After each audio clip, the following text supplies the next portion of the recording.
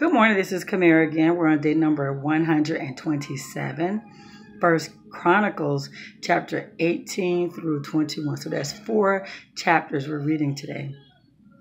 Okay, as you guys know, Chronicles just give us more details on what the kings of Judah did while they reigned. For instance, with King David, we see more of what he did as king. We see that he subdued the Philistines by defeating Gath, which was their biggest city, and then the surrounding areas. We see where they became the Arameans. The Arameans, how they became David's subjects and they paid tribute to him. The Edomites, how they mentioned Abishai, how Abishai went in and they killed like 18,000, and how the Edomites became David's subjects and paid tribute to him. So even though David ruled over all of Israel and Judah, the outskirts of them, the other nations, they paid tribute to David as well. And then it also lets us know how David is accumulating his gold and his silver and his bronze, which we know is going to be used later through Solomon. But all the silver, all the gold, all the bronze, he dedicated that to the Lord. That's among the plunder. If there was any metal of those types, he would dedicate those to the Lord. Also, don't forget Abishai and Joab were his nephews. His sister Zuriah, I believe her name is. Those are his sons. And they made mention of them because the Ammonites tried to go against David. Well, let me tell you the full story. David heard that the king of the Ammonites had died, and they were loyal. He was loyal. That king was loyal. So David sent his ambassadors to show some support. Well, his son, I believe his name is Hanan, listened to his commanders and said, "Oh, David is just coming here to spy out your town," or what have you. And Hanan orders that the ambassadors sent by David, that they be shaved, be cut their robe low down up to their butt. But the thing is, they disgraced David's ambassadors. And so, when they heard that David was really upset about that, they start to gather, were prepared for battle. I mean, they would go and pay to get their chariots and all types of things. They even grabbed the Arameans to assist them with that. So David sent Joab, his commander, to handle that situation. And so when Joab saw that the Arameans, that the Ammonites had gathered the Arameans, he had his brother Abishai to come and assist him with that. We got to be careful where we get this advice from. But that could have been avoided if the king had not listened to his commanders, because he should have known that David and his father had a relationship. He should have just known, or just talked to David, right? Look at David's history. Look at his. Well, anyway, so that's what happened, and they beat them so bad that the Arameans didn't even try to have Ammonites anymore after that. So we find here that David also had the way he dealt with the Ammonites. He made them slaves. He made them slaves. They had a great number that died, but still, you still had the other Ammonites. David made them slaves. So get this. Fast forward. Children of Israel doing things that's not pleasing to God. So you guys already know what doesn't please God when we step outside of His will. And in their case, they serve idols.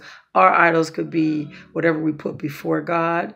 Maybe, it could be anything. It could be people. It could be a job. It could be money. It could be just us. We're putting ourselves before God. So in this case, God was not happy. And so what He allowed Satan to do was to come in and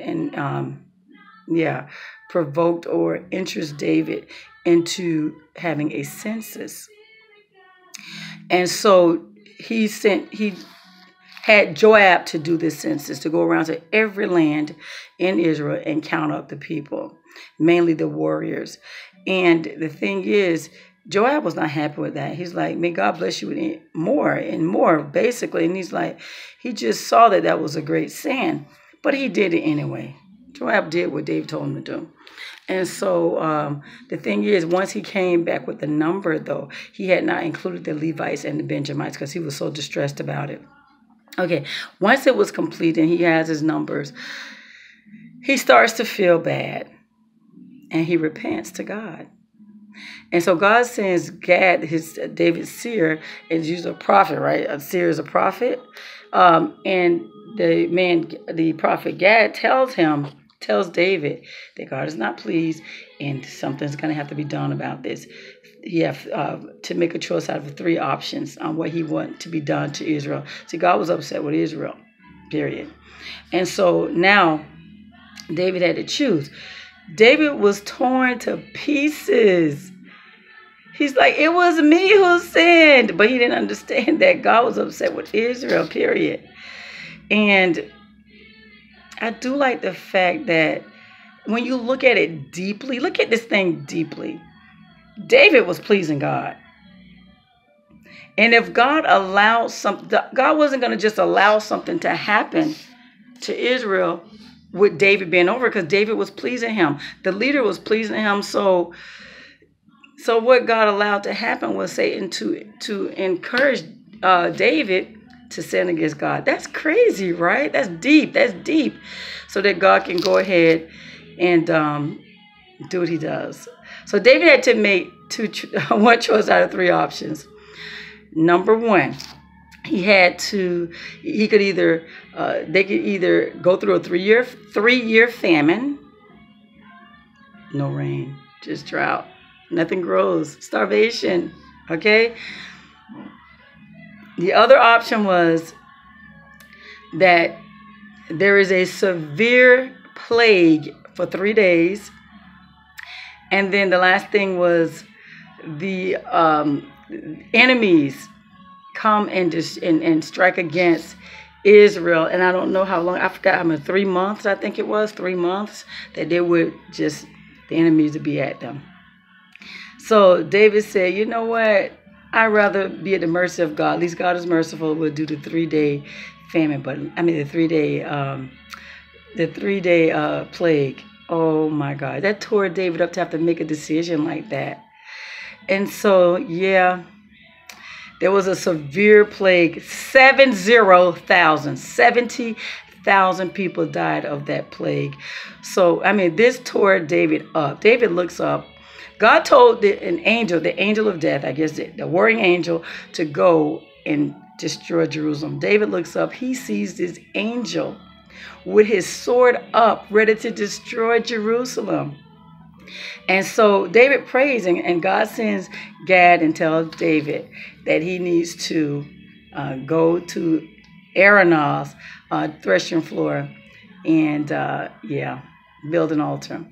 And so as David go ahead and do it as he was instructed, they go to Araunah. Araunah looks up. He sees the angels to him, and his sons see him. His sons go in hiding. I don't blame him. I said, angel with his sword drawn, seriously? And so David says, I need to have a burnt offering to the Lord. And so Araunah's like, here, go ahead and take it. David, I love what David said. He said, I will not present an offering unto the Lord at no cost.